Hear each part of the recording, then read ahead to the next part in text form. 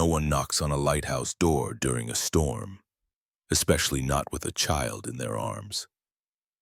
But there he was, a man in his 40s soaking wet with a 6-year-old boy pressed against his chest like something sacred. Wyatt Cole wasn't used to asking for help. He was the kind of man who changed his own oil, paid with exact change, and spoke only when necessary. But tonight, he was pounding on a wooden door that hadn't been opened in years. His breath came in bursts, steam rising off his flannel shirt.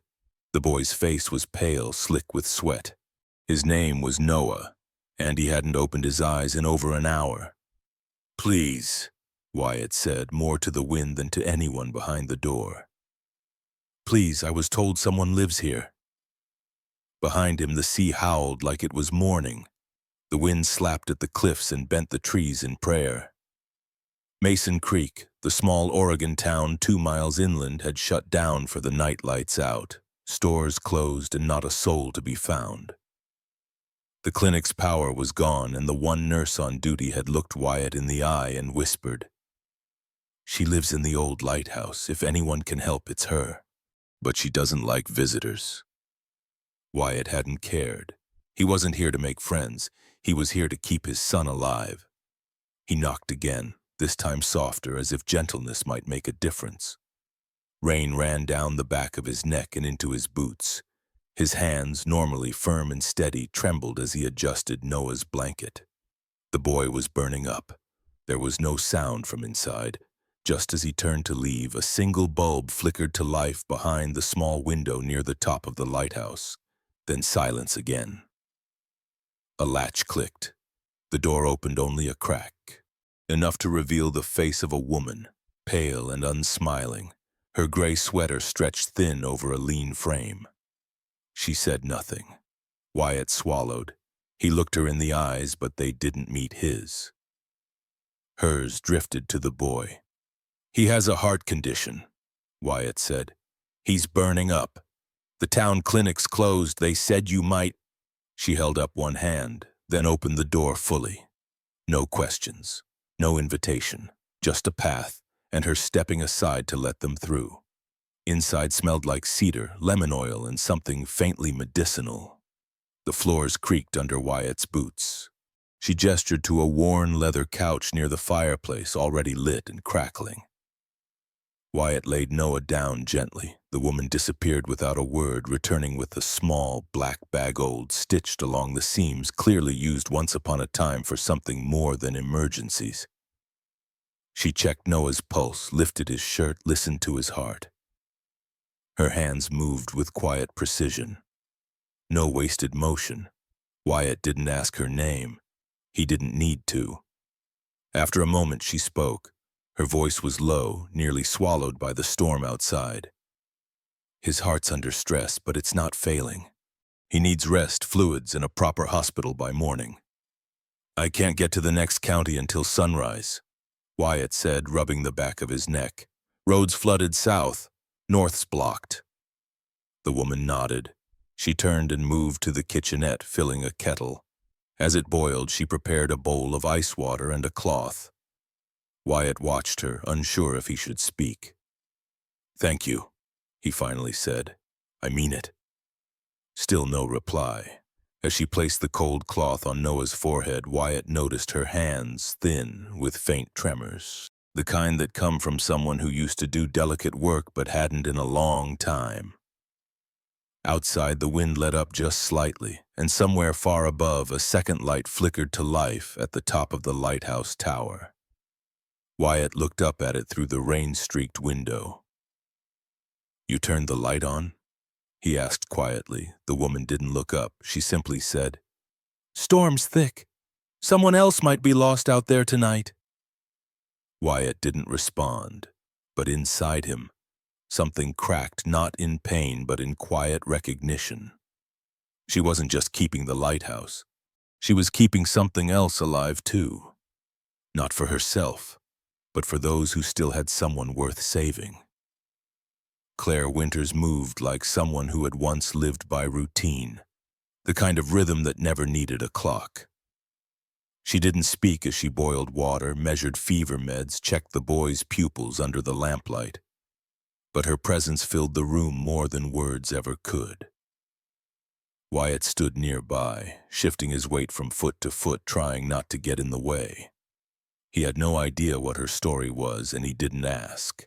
But he noticed the way her eyes lingered on Noah's face, just a moment longer than necessary. Like she remembered a face once shaped the same way. The old couch creaked as Claire knelt beside it. She brushed back Noah's damp hair with the care of someone who hadn't done this in a long time, but once did it every night. Wyatt finally sat down across the room, near the fireplace. His jeans were soaked through, steam rose from his sleeves as the fire warmed the space between them. Noah stirred. Just a whisper, a soft whimper in his sleep. Claire paused. Her hand stayed on his shoulder. Then gently she hummed a single note.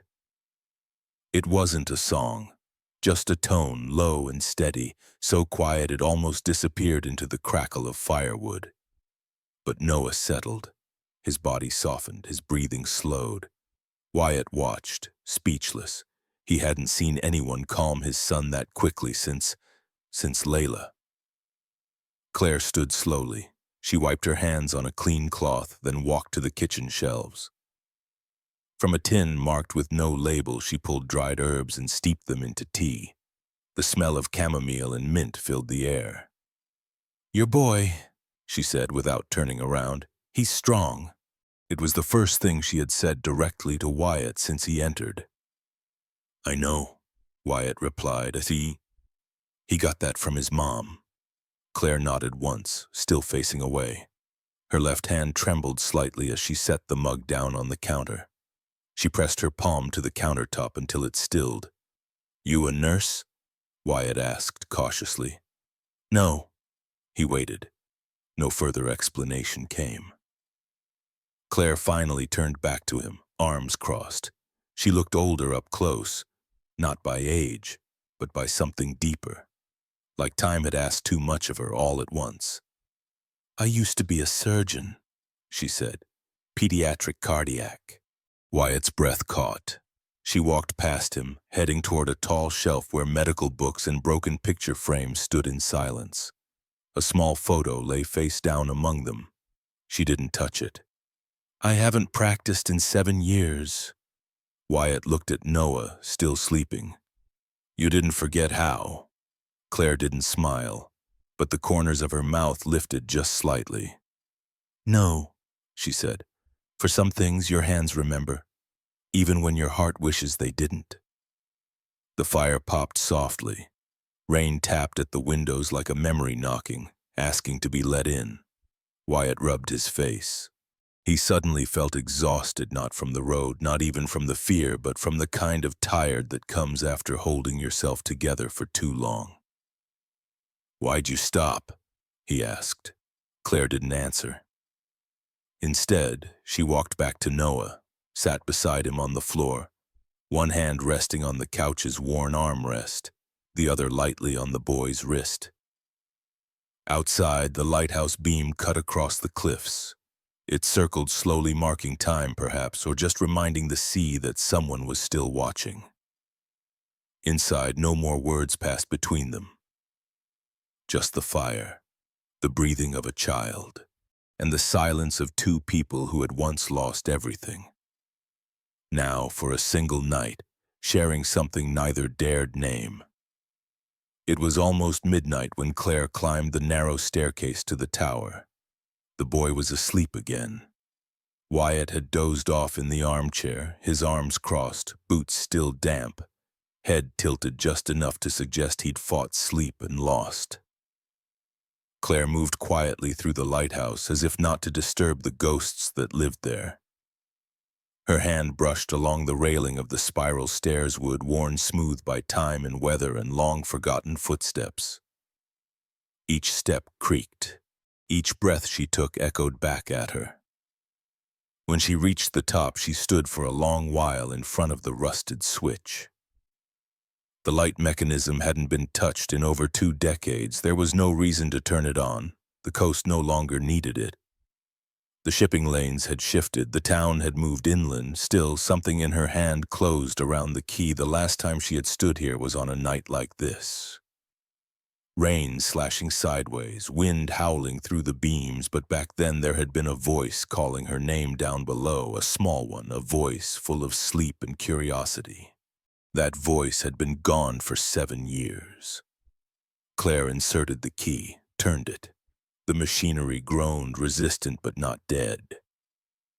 Lights flickered once, then again, and then the beam swept out over Mason Bay like a great silent breath. It reached the ocean, the cliffs, the empty horizon. And then it swept back again. Downstairs, Wyatt stirred. The room had changed, not in sound, but in presence. The walls caught the movement of light and shadows, as if the building itself had blinked awake. He stood up, walked to the front window, watched the beams stretch across the town, then fade again. "She lit it," he whispered. He didn't know why it moved him so much. Maybe because no one lit things anymore unless they had to.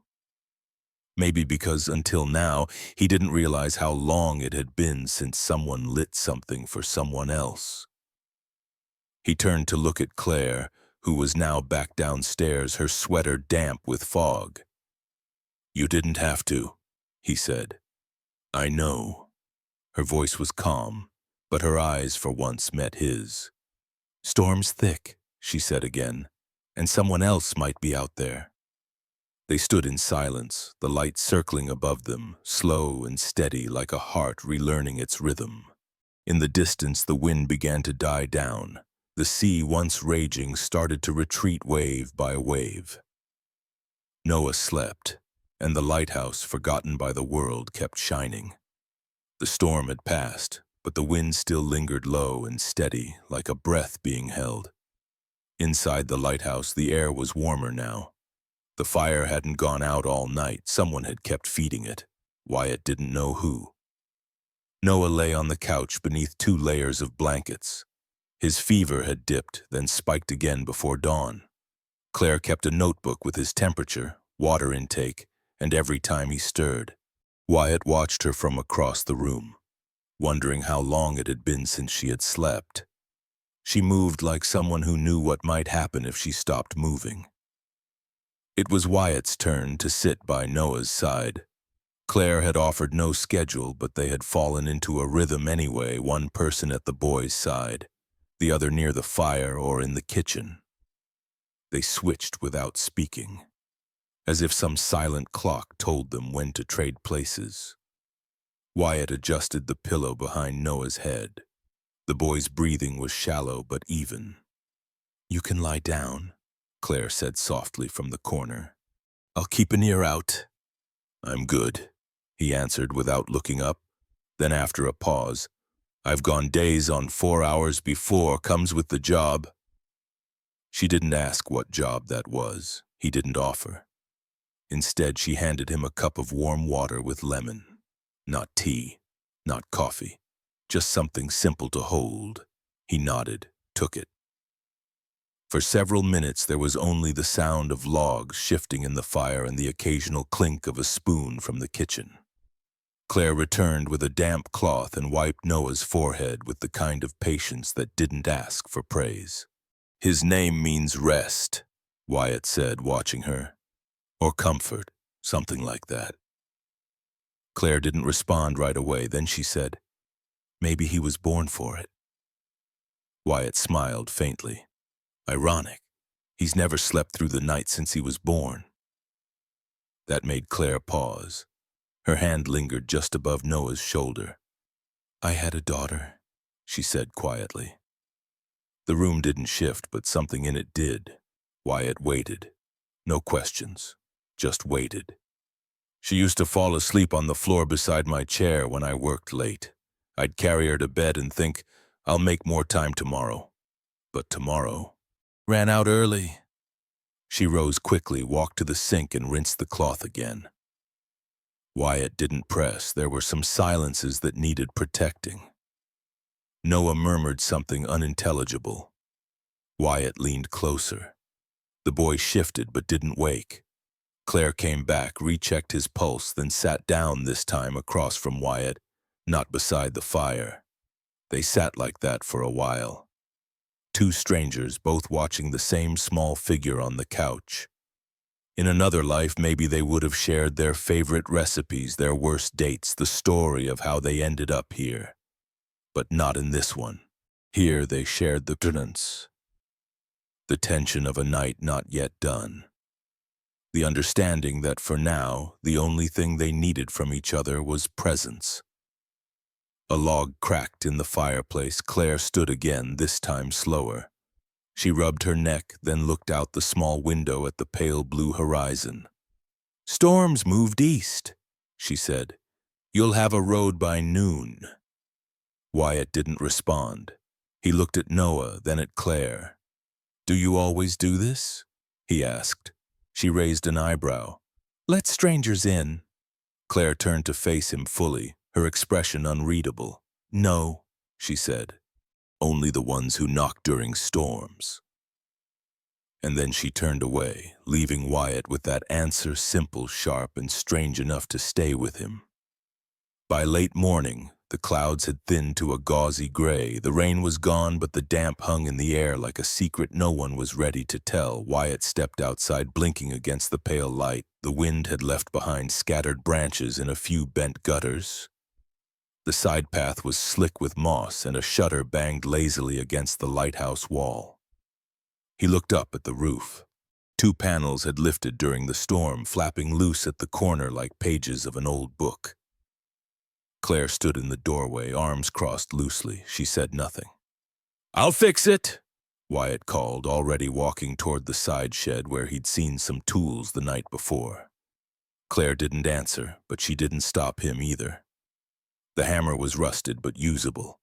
He found a handful of nails in an old tin labeled sea hooks and tucked them into his pocket.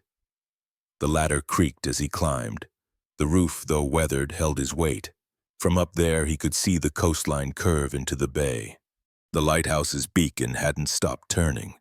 It swept over the water every 30 seconds, silent, steady, and different.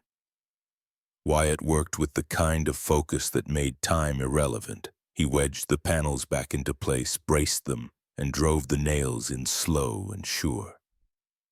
He paused only once to wipe his brow and glance back at the door. Claire was still there, still watching. Not in the way people do when they're judging or even grateful. More like someone witnessing something they didn't expect to see again. A man doing something quiet and useful. Not for show, not for praise. Just because it needed doing. It reminded her of someone.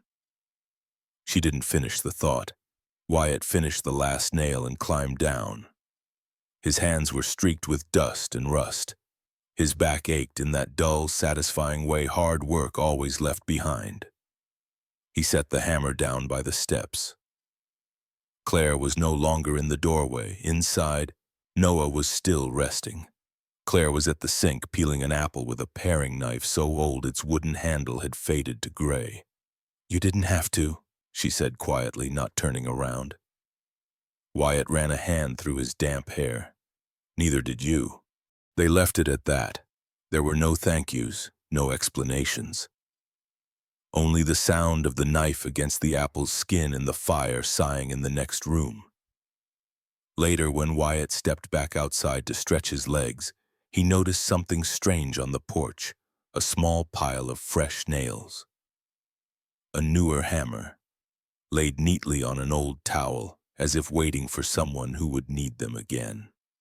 He didn't smile, not outwardly, but he took the hammer anyway, and the wind, still cool against his neck, felt just a little less sharp. The kettle began to whistle just as Wyatt set a plate of toast on the table. The day had grown quieter, less wind, more stillness. The kind that made you speak in a lower voice, even when you didn't have to. Claire poured hot water over tea leaves, then glanced toward the couch. Noah stirred. It was subtle at first, a shift under the blanket, a wrinkle in the brow, then his lips parted as he took in a long, steady breath. His eyes blinked open, slow and uncertain, adjusting to light and warmth. Claire moved first. She knelt beside him again as she had the night before, her hand brushing gently across his temple. Noah's voice was soft and dry. "Where's Dad?" Wyatt crossed the room in 3 steps. "Right here, buddy. You scared the life out of me." Noah didn't smile. Not yet. But he reached for his father's hand, and that was enough. Claire checked his pulse and pupils. Still quiet, still methodical, but softer now, less clinical. "You gave us a bit of a scare," she said, offering him a small cup of water. "Sip slowly." Noah obeyed, taking cautious sips, then he leaned back into the pillow. His eyes roamed the room's stone walls, old lamps, bookshelves filled with dusty journals and chipped mugs. "This isn't a hospital," he said. Claire shook her head. "It's safer." Wyatt sat on the armrest of the couch, brushing Noah's hair back. "We'll head to the big one in Eugene once the road's clear, but for now, you're with us." Noah turned to Claire again, studied her. "Are you a nurse?" Claire hesitated. "I used to be a kind of doctor." "What kind?" "The kind who helps kids like you." Noah considered that. Then for the first time a corner of his mouth lifted. "You talk funny." Claire blinked, then laughed, a sound so short and light that Wyatt turned in surprise. It had been so long since he heard something that easy. "I guess I do," she said. "Must be all the sea air." Noah sat up a little straighter. "Do you have toys?" Claire tilted her head. "Not exactly, but I have something that might be close." She stood and walked to a chest near the bookcase. From inside, she pulled out a large plastic tub. The lid was cracked at the corner, but the pieces inside were still bright. A full bin of mismatched Lego bricks, some old, some nearly new. She carried it over and placed it at the foot of the couch. Noah's eyes widened. "Whoa! Used to belong to someone very small and very particular," Claire said. The boy didn't ask who. He just opened the lid and plunged his hands in, fingers running through the pieces with the kind of reverence only children have for old toys. He pulled out a red brick, then a blue one, then looked up at Claire. "Will you help me build something?" She sat down on the rug beside the coffee table, crossed her legs, nodded. Together they began sorting pieces, long ones in one pile, wheels in another. Claire found an old instruction booklet, but Noah waved it off. "No plans," he said. "Just build." Wyatt leaned against the doorway to the kitchen, watching. He didn't interrupt. He watched Claire help his son snap together a crooked spaceship with no wings and too many windows. Watched Noah laugh when the top fell off and she pretended it was a launch malfunction. For a long time, the only sound in the lighthouse was the click of bricks, the occasional shared giggle, and the soft rhythm of the beam circling above them all. Then it happened. Quick, quiet, but unmistakable. Noah laughed. Not a cough, not a weak chuckle. A full, clear laugh. Wyatt closed his eyes for just a moment. It felt like hearing a song he thought he'd forgotten. Claire glanced at him. Not for permission, not for approval, just to share the moment. And when Wyatt opened his eyes again, he saw something different in hers. Not grief, not guilt, just a flicker of peace. Noah held up the crooked Lego ship like a trophy. "It's called the Sea Rocket," Claire smiled. "I like that." "Want to build a base next?" he asked. She looked at Wyatt. He nodded. "I'd love to," she said. And that was how the afternoon passed, not in grand gestures or emotional confessions, but in plastic bricks, shared glances, and a laughter neither of them had expected to hear again. Not in this place, not in this life, not so soon. By the 3rd day, Noah's fever had broken. His cheeks had color again. He moved around the lighthouse like he belonged there. He asked for more toast. He asked if he could sleep upstairs. He asked if the lighthouse had ever been in a movie. Claire answered each question with the patience of someone who had once answered hundreds more. No, you can't climb the tower yet. Yes, the spiral stairs are that cool. No, no one's ever made a movie about this place. Not yet. Wyatt stood at the window, arms crossed, watching the coastline dry under the hesitant sun. The road would be clear by the next morning. He knew it was time to go, but something in him kept stalling. Claire handed him a folded piece of paper. He unfolded it. Names, addresses, programs, contacts, medical grants, travel assistance, a pediatric surgeon in Eugene she trusted. Use what makes sense, she said. Ignore the rest. Wyatt looked up. You called these places? She didn't answer, just sipped her tea. Noah was in the corner piecing together another strange Lego creation. This one had wheels, wings, and what looked like a chimney. He called it the rescue beast. Claire knelt beside him, helped find a missing piece. Didn't say a word about the road clearing. Didn't ask when they'd leave. Wyatt took the paper and folded it carefully like it was something holy. Later, while Claire was outside with Noah showing him how to identify seabirds from the porch, Wyatt walked up to the tower. He hadn't been up there yet. The stairs creaked beneath his boots. Salt hung thick in the air. At the top, the room was circular, filled with quiet hums and soft light. The beam turned steadily, casting its rhythm out to sea. He didn't know what made him do it. Maybe gratitude, maybe respect, maybe something else he couldn't name. He reached into his coat pocket and pulled out an old silver lighter. It was dull and scratched with initials engraved on one side, LC, for Layla Cole, his late wife. He had carried it for years, hadn't lit a thing with it in almost as long. It didn't work anymore, but he kept it because it felt like holding a piece of her. He placed it on the edge of the glass console near the light switch, aligned it neatly. No note, no message, just left it. Downstairs, Claire came back in with Noah and set about preparing something warm for dinner. Wyatt returned to the main room, brushing dust off his jacket. Claire noticed the space in his coat pocket, noticed the way he moved lighter somehow. Everything okay? She asked. He nodded. Just thinking. They didn't mention the tower. They didn't mention the lighter. But when Claire climbed those stairs hours later just to check the beam as she always did, she found it. Her hand hovered over the cold metal. She didn't pick it up, didn't move it. She just stood there, eyes closed, one hand on the console, one hand over her heart. Outside, the ocean stretched endlessly into the dusk. Inside, for the first time in years, Claire let the light do what it was meant to do. Stay lit for someone else. Claire found the package on the porch just before noon. It was wrapped in an old dish towel, knotted at the top.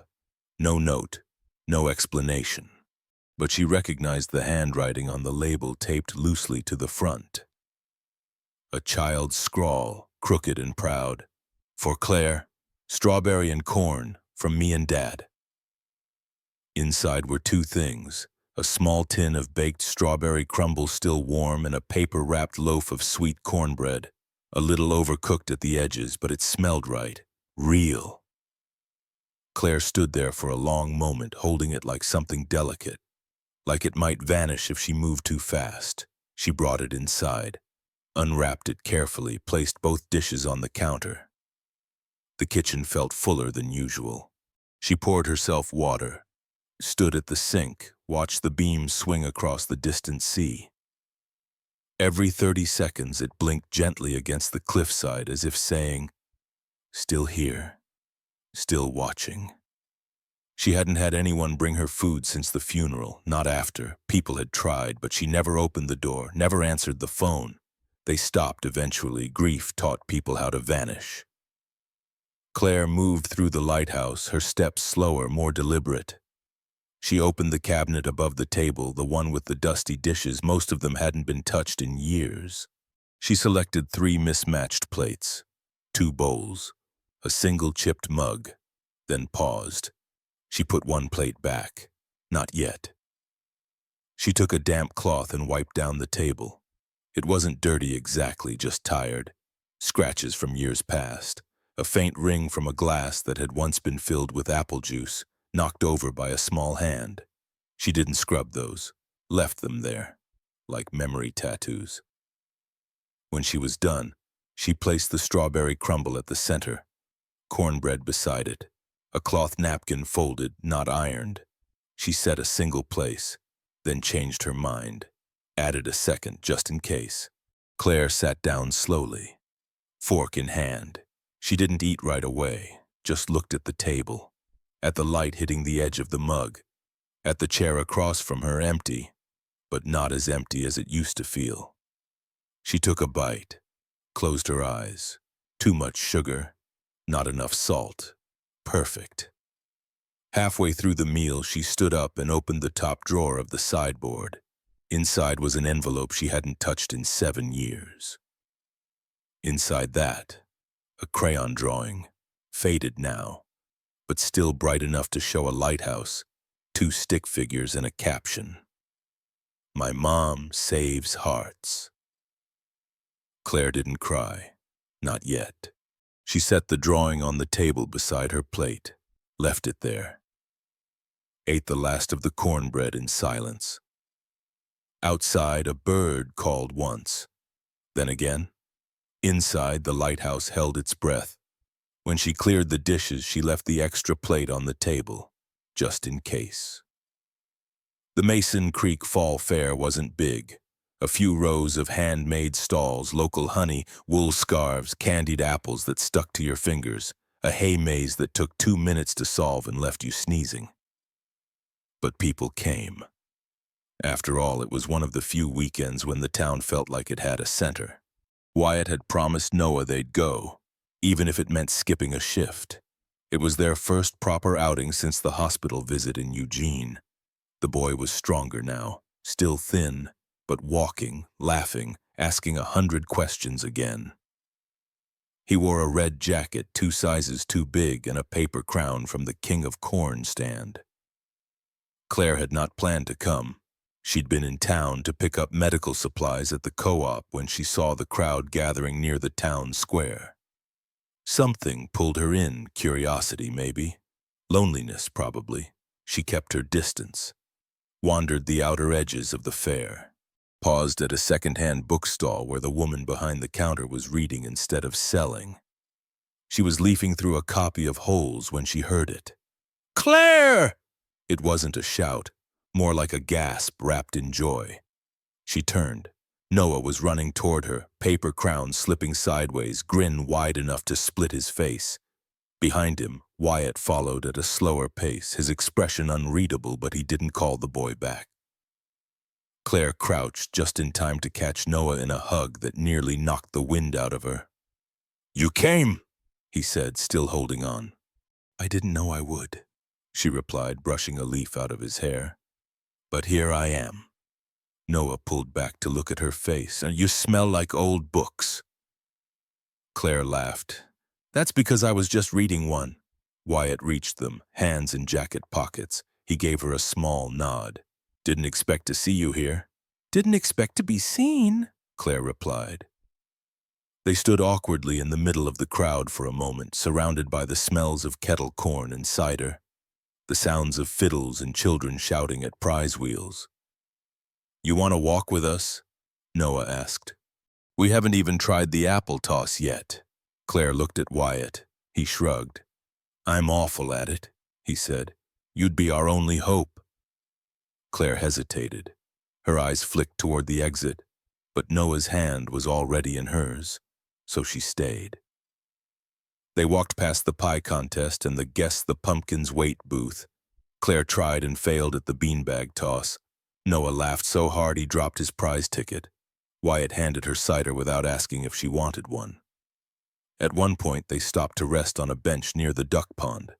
Claire watched Noah throw breadcrumbs with such delight it made something tighten behind her ribs. "He looks good," she said softly. Wyatt nodded. "He is, thanks to you." Claire looked down, her hands wrapped around the warm cup. "I didn't do much." "You did enough." They sat in silence a while longer. Nearby, a group of teenagers sang off-key. A dog barked at a scarecrow. A gust of wind blew leaves across their shoes. "Do you miss it?" Wyatt asked. "Which part?" "Being around people." Claire gave a half smile. Some days I just miss being missed." Before Wyatt could answer, Noah returned, holding up a small plush owl. "Look what I won." Claire took it, examined the crooked stitching. "This owl's seen some things. He's perfect," Noah said. "Like you." Claire looked at the boy, then at Wyatt, and for the first time since the storm, she didn't feel like someone passing through. She felt like someone who could stay. The fair had begun to wind down. By late afternoon, the light took on that golden stretch that only autumn seemed to understand. Warm but brief, beautiful, but leaving you too aware of time passing. Claire stood on the porch of the small-town cafe, hands wrapped around a paper cup. The bench creaked under her as she sat. It was painted white once, but now chipped down to the wood. She liked it better that way. Wyatt joined her with his own coffee, sat beside her without asking. They said nothing for a while, just sipped and watched the breeze tug at the streamers still fluttering in the square. "You're quieter than usual," Wyatt said eventually. Claire smiled. "I'm just not used to being this noticed." Wyatt glanced sideways. "You've been gone from the world a long time." "Not gone," she corrected, "just further inland than most." That made Wyatt chuckle low and warm. "I know the feeling." He leaned back against the wall, eyes closed for a beat.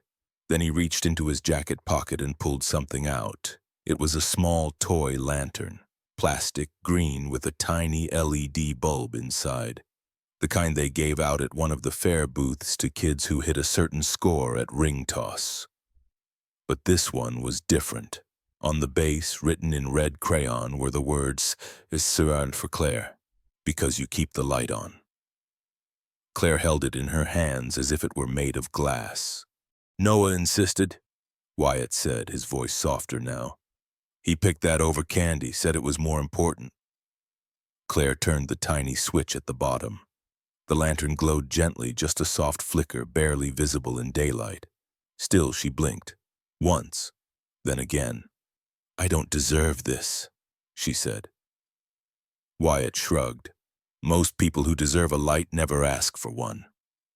Claire looked up at him. "You taught him that?" "He taught me." A gust of wind swept a few dry leaves across their feet. Claire placed the lantern on the railing beside them. It kept glowing. She sipped her coffee again. "Do you think kids know when they're healing you?" Wyatt nodded. "I think they know long before we do." Noah came bounding up the stairs a moment later, breathless, cheeks pink. He had a caramel apple in one hand and a plastic sword in the other. "I'm the Lantern Knight now," he declared. "Protector of Porch Realms." Claire bowed. "Then I am honored to be under your protection." Noah grinned, then ran off again, cape flapping behind him, a dish towel tied at the neck. The porch was quiet once more. Claire reached for the little lantern again, held it in her palm like a keepsake. "Maybe I should hang this up in the tower," she said. Wyatt looked at her. "No," he said gently. "That one's meant to be kept close." They sat together in silence, letting the last light of day settle over them. And for once, neither felt the need to fill the quiet. It was enough to be there, to sit beside someone who understood what it meant. To lose, to break, and to begin again. The letter arrived in a plain envelope, no return address. Wyatt almost threw it out with the rest of the mail junk coupons, overdue notices, a magazine he never subscribed to. But something about the weight of the paper made him pause. He opened it at the kitchen table, standing, coat still on. Inside was a formal notice from the Oregon Pediatric Care Foundation. A warm, rehearsed paragraph thanking him for his application and confirming full approval of Noah's surgery costs, travel, medication, and 2 months of follow-up care. Amount covered, $42,800. Wyatt read it twice, then a third time. He hadn't applied for anything. He hadn't even known where to begin. The paper trembled slightly in his hands, not from excitement, not from relief, from the cold awareness that someone else had done this for him. Quietly, completely. And there was only one person it could have been. He didn't call, didn't text, just got in the truck and drove. The sky was overcast, the road still damp from last night's drizzle. Every tree he passed seemed sharper, somehow like the world had pulled its edges in tighter. When he arrived at the lighthouse, he didn't knock. Claire was outside watering the few wildflowers that clung stubbornly to the rocky soil around the porch. She turned when she heard his steps. Her face shifted when she saw the paper in his hand. "You?" he asked. Claire looked at him a long moment, then nodded. "Yes." Wyatt's jaw clenched. "Why?" "Because he needed it." He paced once, hands on his hips, then stopped. "You went around me. You made decisions about my son, about my life, without even asking." Claire stepped forward, calm but firm. "I didn't make decisions. I sent a form. I asked for help from a fund that exists for exactly this reason." "You think that makes it better?" "I think it makes it survivable." Wyatt looked away, out at the sea. "Do you know how long I've worked to hold this together? How many nights I sat with unpaid bills just to prove to myself, to the world, that I could do this?" Claire didn't respond right away. "I wasn't trying to take that from you," she said. "I just didn't want you to lose your son over pride." Wyatt turned sharply. "It's not pride, it's dignity." Now it was Claire who paused. "Do you really believe that?" "I believe you crossed a line." The wind picked up. Somewhere behind them, the lighthouse beacon clicked. Claire crossed her arms, holding them close to her chest. "You weren't supposed to know," she admitted. "It was supposed to just happen, quietly, like the way the world helps people who never ask." Wyatt looked at her then, not with anger, but something worse, disappointment. "I trusted you," he said. "Not just with Noah, with something I don't give to anyone." Claire opened her mouth, then closed it again. The silence stretched. The lighthouse behind them hummed its steady rhythm. "I thought we were building something," he said. "Not just fixing roofs and drinking coffee. Something real." Claire's voice was barely above a whisper. "So did I." He took a step back. "Then why did it feel like you didn't trust me to handle it?" Claire's hands dropped to her sides. "Because I've watched what happens when people wait too long to ask for help. I lived that. I buried that." Wyatt nodded slowly, then turned. "I didn't need saving, Claire." And he walked away. Claire stood there long after the truck disappeared down the road, the letter still in her hand, fluttered in the wind. She folded it once, then again, then tucked it into her pocket, not as proof, not as victory, but as a reminder that sometimes helping someone means knowing when not to. The next morning, the rain returned gentler this time. Not a storm, just a slow, steady wash across the cliffs. Claire was in the tower. She hadn't lit the beam, not today. She told herself it was because of fog, but deep down she knew better. She stood by the glass, both hands tucked into the sleeves of her sweater, watching the coastline fade in and out of the mist. Then she heard it. Footsteps on the stair, slow, deliberate. She didn't turn. Wyatt stepped into the room like he had every right to be there, because for a brief moment in time, he did. He didn't speak. just walked past her to the console where the silver lighter still sat exactly where he'd left it. He picked it up, turned it once in his palm, rubbed his thumb over the initials. LC. The engraving had dulled with age. Claire remained still. She didn't reach for him, didn't apologize again. Wyatt slid the lighter back into his jacket pocket. The sound of metal against fabric was soft but final. He looked out the window. "Funny thing," he said. "I left that here thinking maybe it had found a better home." Claire swallowed. "It did." He nodded. "Then I guess I just came to say goodbye to the house." They stood in silence, shoulder to shoulder, facing the gray sea. "Do you remember?" Claire said quietly. "What you told me the night we met?" Wyatt didn't respond. "You said, 'I don't ask for help, I just keep moving.'" He nodded once. "And I meant it." Claire turned to him now, really looking at him. "And I believed you. But helping isn't weakness, Wyatt. It never was." He didn't argue. He just looked tired, the kind of tired that no sleep could fix. "Maybe," he said, "but what hurts more than asking is not knowing someone asked for you." That landed. Claire stepped back, giving him space, not because she wanted to, but because she knew it was the only honest thing to do. "I didn't mean to make you small," she said. "I only wanted to make the world a little softer for you. For him." Wyatt reached the stairwell, one hand on the railing, the other still wrapped around the lighter in his pocket. He looked at her over his shoulder. "I know." And then he was gone.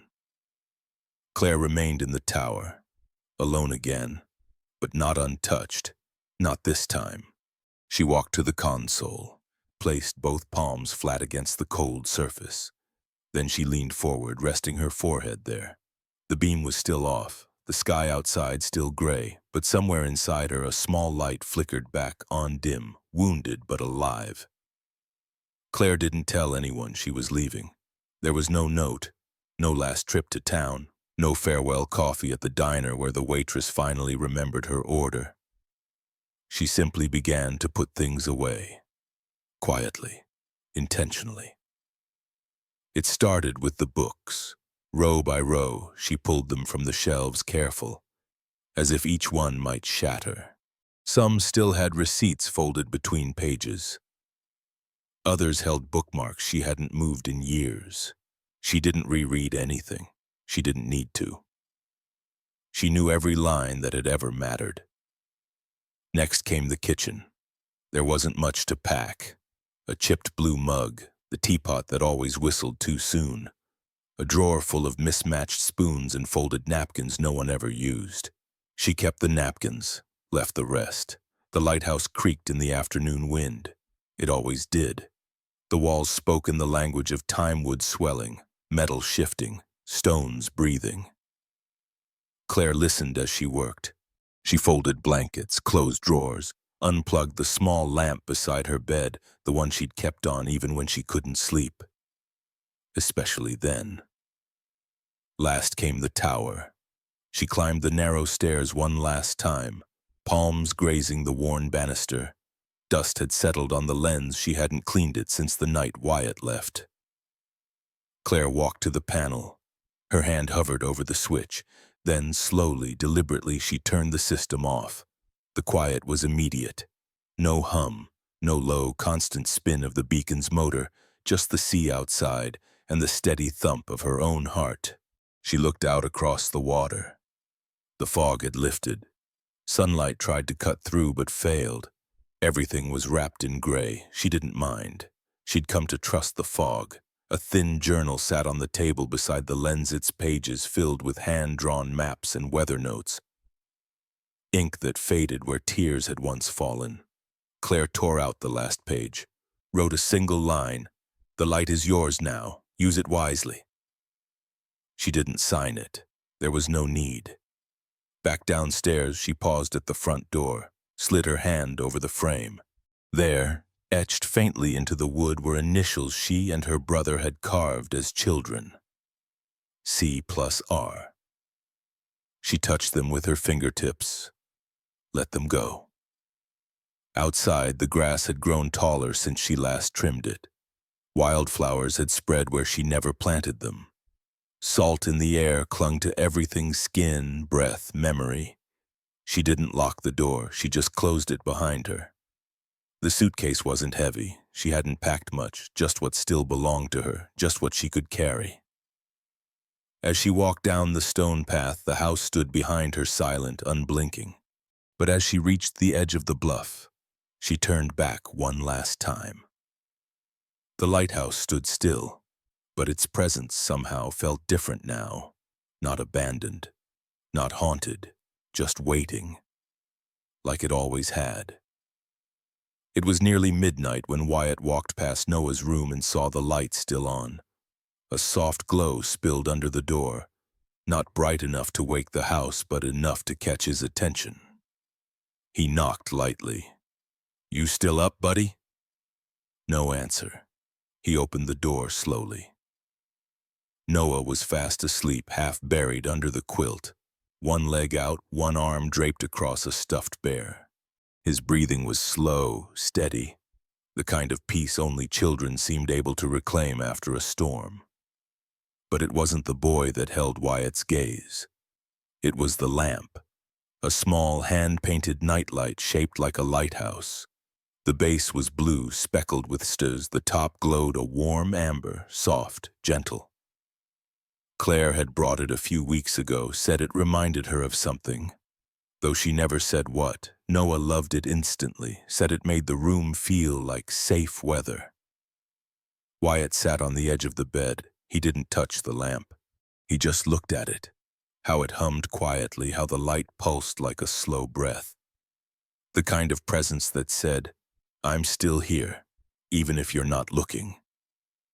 He reached into his jacket pocket and felt the familiar weight of the silver lighter. He hadn't touched it since the day he took it back.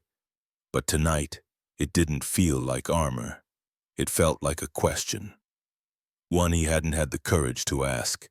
He stared at the lamp again, realized something. It wasn't plugged in. Claire had rewired it. "Battery-powered," she'd said, "just in case the power goes out. The light should never depend on things that can fail." Wyatt closed his eyes.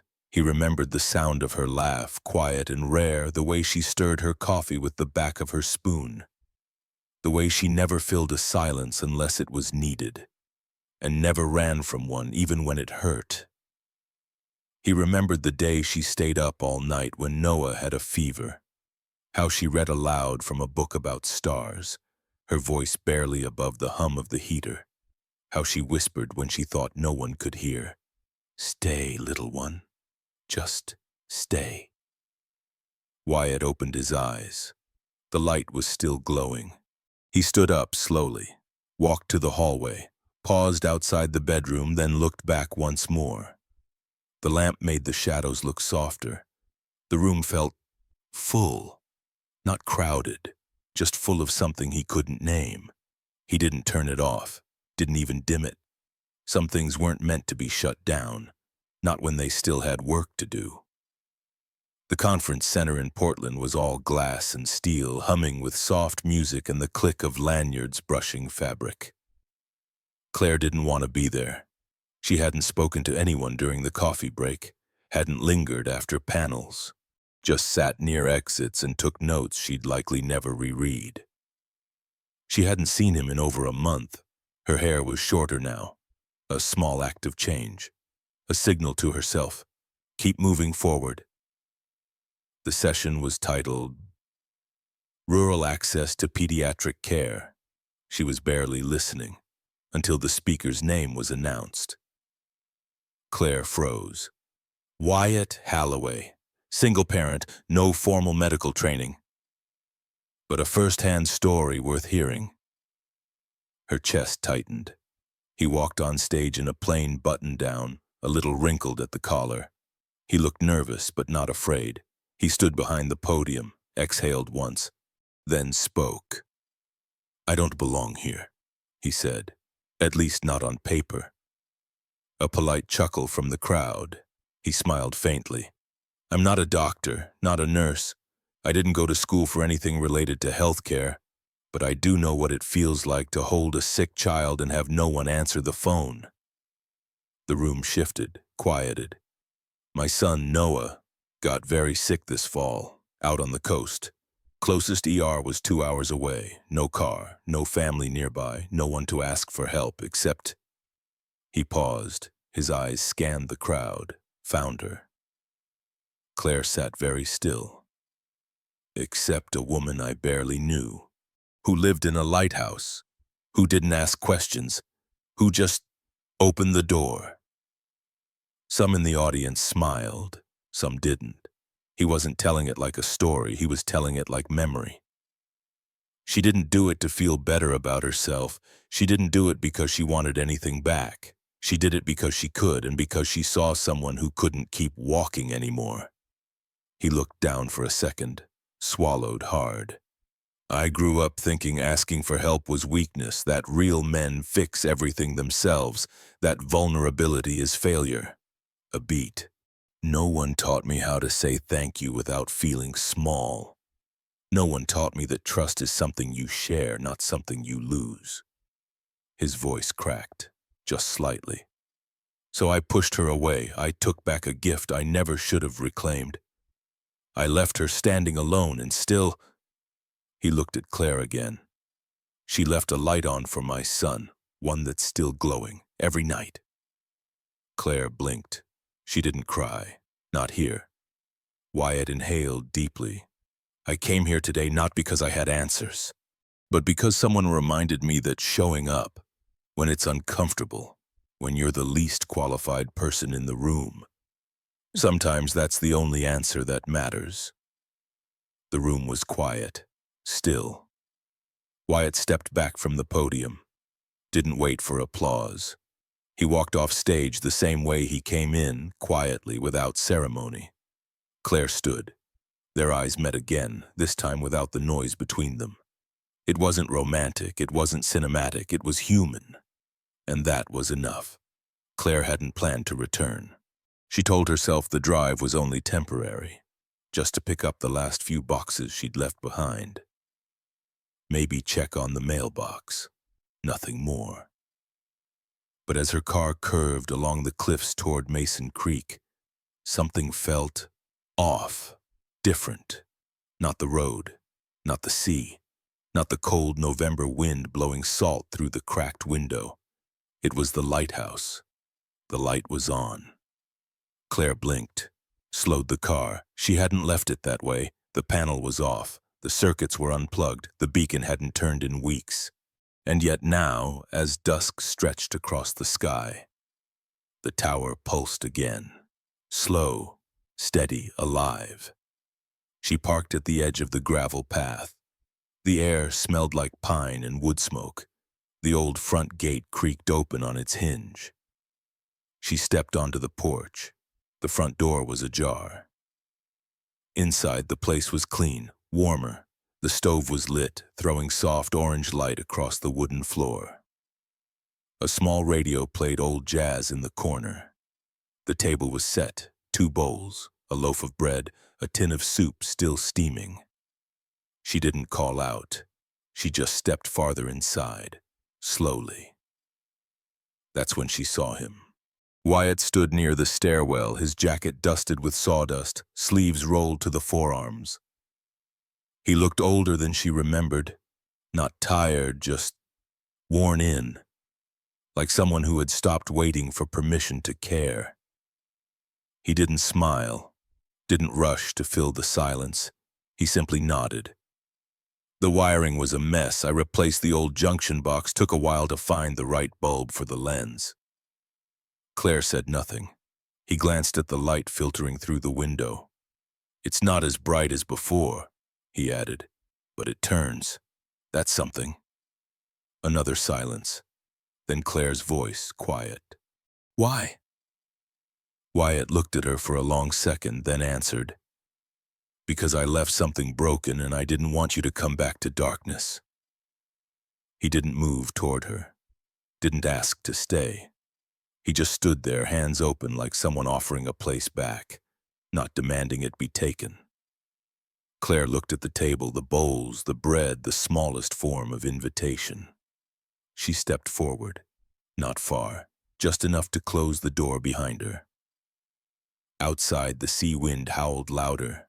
Inside, the beacon turned, and for the first time in weeks, the lighthouse felt like a home again. The table smelled faintly of lemon oil. Claire ran her hand over the worn oak surface, now smooth from the hours Wyatt had spent sanding it down. The old scratches were gone, or rather, softened. Still there if you knew where to look. But no longer the first thing you saw. The bread basket sat in the middle, filled with cornbread Noah had insisted on baking himself. It was a little burnt on the edges, no one minded. Claire lit a candle, not because they needed light, but because it made the space feel more intentional, less temporary. Noah bounded in from the narrow stairwell, his socks skidding on the wood. He carried a crumpled paper napkin with something wrapped inside. "Don't open it until dessert," he warned. Wyatt raised an eyebrow. "Is it edible?" "Sort of." Noah grinned, then climbed into the chair beside Claire. She poured water into mismatched glasses. Wyatt brought over the soup pot. Nobody said this feels like a beginning, but it did. They ate quietly for a while. The soft hum of jazz trickled from the old radio Claire had once kept on mute. A trumpet solo drifted through the room like something half-remembered. Noah told them about a kid at school who claimed he could surf but turned out to be terrified of seagulls. Claire laughed. Wyatt just shook his head and muttered, "Can't blame him. Those birds hold grudges." The kind of laughter that followed wasn't loud, just warm, the kind that folds into a room like an old blanket. After seconds were passed around, Wyatt stood and pulled something from a side drawer. A box. Small. Wooden. He placed it in the center of the table. Claire glanced at it, puzzled. "What's that?" Wyatt smiled, almost shy. "Found it while clearing the storage loft. It used to hold kerosene matches, figured it deserved a second life." He opened it. Inside were slips of paper, blank except for the one on top, which read in Wyatt's handwriting, "Things worth remembering." Noah leaned forward. "Can we add some?" Wyatt nodded. "That's the idea." Claire reached in, took a blank slip, wrote slowly, carefully, folded it, and placed it back inside. She didn't say what she wrote. Neither did Wyatt when he added one after her. Noah naturally read his out loud. "Don't microwave syrup unless you like cleaning explosions." They all laughed. Claire wiped her eye, though nothing had made her cry. After dinner, Claire stood by the window. Outside, the beam from the lighthouse swept the shoreline, soft, rhythmic, familiar now. Noah leaned beside her. "You think other ships see it?" Claire nodded. "I think they do." He was quiet a moment. "But it's still ours, right?" She looked down at him. "It's always been yours," she said, "even before you knew it." Behind them, Wyatt cleared the table. He didn't rush, didn't try to fill the moment with words. He just moved gently, like someone who'd learned that silence wasn't the absence of love. Sometimes it was the most respectful form of it. Claire walked to the shelf where the old logbook sat, the one lighthouse keepers used to write in decades ago. She hadn't touched it since she moved in. She opened to a fresh page and wrote, "November 18th. The light is on. No ships in distress, just a family learning how to stay." She closed the book, set it back, turned off the lamp. Behind her, Wyatt stood holding 2 mugs. "Tea?" he asked. She took one. Noah was already asleep on the couch, curled under an old quilt, mouth open, hands tucked. Claire sat down across from Wyatt, candlelight flickering between them. "Do you think it'll last?" she asked quietly. Wyatt looked at the boy, the room, the faint scratch on the table where Claire had written something he'd never asked to read. "I think if we keep showing up," he said, "it might." Outside, the sea breathed against the cliffs. Inside, the light kept turning. Not for rescue, not for warning, just for home. The wind had softened. Mason Creek no longer smelled like storm water and driftwood. Just earth, and something faintly sweet, the way coastal air does in late November, when everything quiets down to make space for winter. Out behind the lighthouse, Noah knelt in the dirt. His boots were too big, his gloves mismatched, but he was focused, tongue poking out slightly in concentration as he pressed the soil firm around the small sapling. Claire watched from the porch. She didn't say a word. Wyatt stood a few feet away holding a thermos of cider. He didn't interfere either. He knew the rhythm now, when to speak and when to let the boy do something for himself. Noah finished patting the soil, then stood. He stepped back, surveying the tiny tree. Its leaves barely quivered in the breeze, unsure of themselves. "What'll we call it?" Wyatt asked gently. Noah tilted his head, then without hesitation, "The lamp tree." Claire raised an eyebrow. "Why?" Noah grinned. "Because it came when the light came back." He looked proud, like naming something gave it a kind of magic. Claire stepped off the porch, came closer. She knelt beside the sapling and ran her fingers over a branch, careful not to bend it. "Looks strong," she said softly. Noah nodded. "It will be." He pulled a small hand-painted wooden tag from his jacket pocket and looped it around the base. "The lamp tree," it read. Below it, in Noah's uneven handwriting, "Planted on the day we stayed." The sky dimmed to that gray blue just before evening. Claire stood, brushing dirt from her jeans. Instead of going inside, she climbed the steps of the lighthouse, alone. She hadn't done that in a long time. At the top, everything smelled of salt and old metal. The lens turned slowly, casting soft circles across the walls. One every 10 seconds. Never in a hurry. She stepped toward the wide window where sea met sky, then reached for the metal shelf just beneath it. There, still tucked beside the fuse box, lay Wyatt's old brass lighter, the one he'd left weeks ago as a quiet thank you, the one he took back in anger. Now it was here again.